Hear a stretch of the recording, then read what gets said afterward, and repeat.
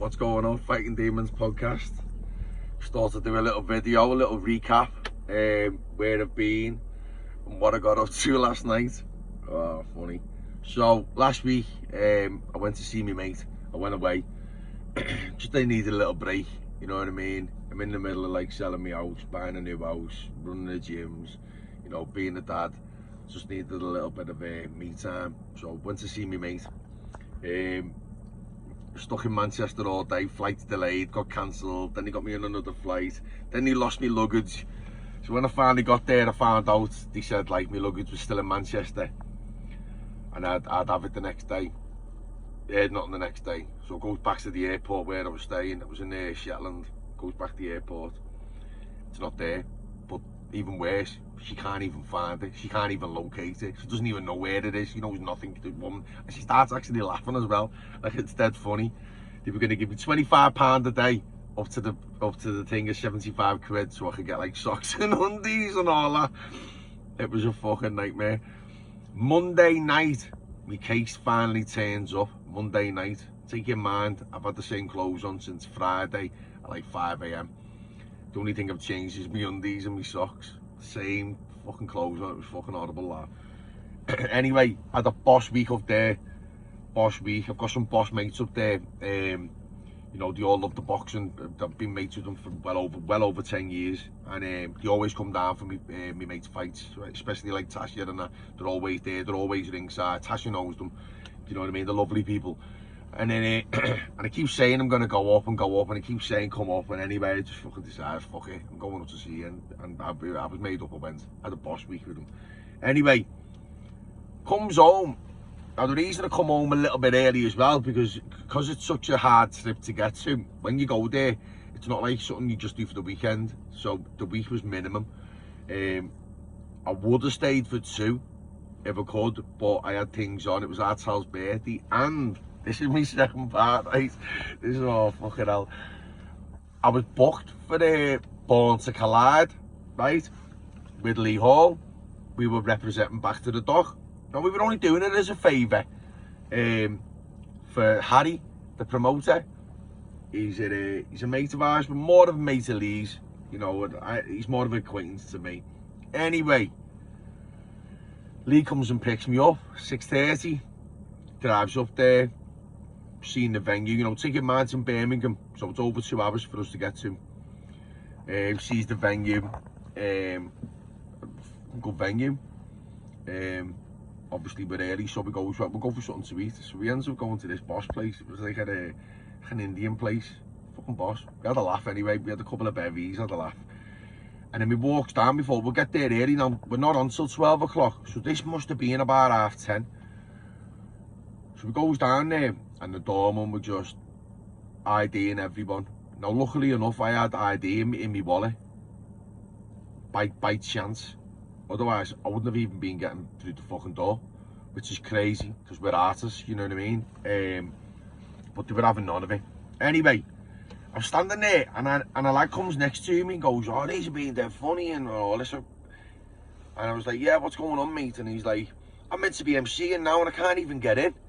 They're saying something's over my ID. And I went, really? But I just thought, he probably had a fucking bevy or something, you know what I mean? You know, or he's just trying to blag them. He weren't. He was meant to be fucking performing, because as we're getting in, Lee and his sister go through one door and I go in the other. He takes me driving license off me, scans it, and then he takes it out and then passes it to some fucking fella, some random fella, who proceeds to walk into the club. So I thought, he's passing my driving license to the wrong person here. So I said to him, hey mate, that's mine, pass me fucking license back. He's gone, what? I said, that's my fucking license. I said, fucking get it back now. Do you know what I mean? So he passes me it. I said, lad, what's going on here, lad? Do you know what I mean? And then he went, use the other door, you're bad. Shuts the door in my face, right? Shuts the door in my face. So I goes round the other side, and there was a guy on the front. He was checking everyone's IDs, and he's like, what's the problem? What's the problem? I said, the problem is, mate, your fucking staff's fucking speaking to me fucking rude. I said, we're not coming here we're not punters, we're artists, you know what I mean? Never had this in my life. And he was like, well, I'll sort it out. I went, you don't need to sort it out, mate. I'm not coming in now. you know what I mean? You don't speak to me like that. So I shouted late, said, lad, look, they barred me, so leave fuming, he's come out. What's going on? The fella who was talking to me, he actually owned the club. He was saying, look, I own the club. What's the problem? I said, the problem is, mate, this shouldn't have happened. You know what I mean?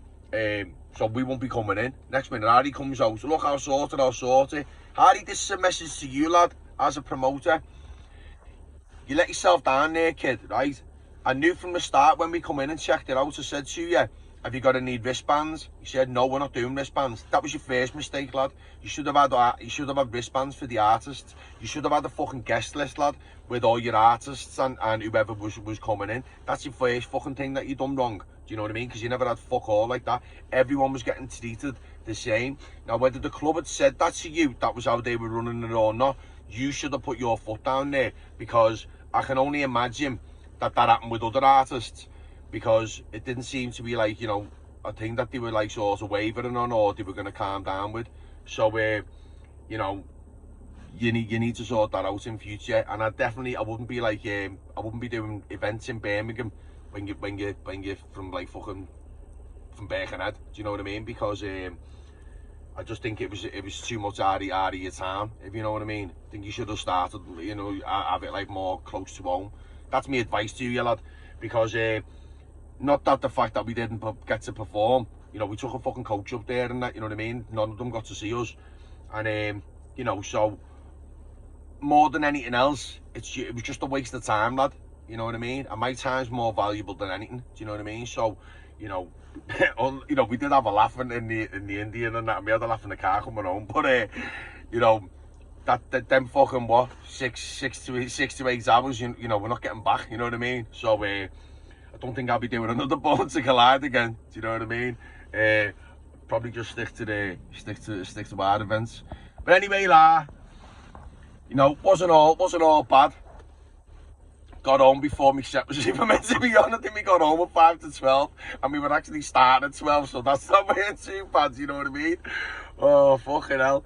But anyway, have a boss week, everyone. Get in the gym, stay fit, stay strong. Ping, ping.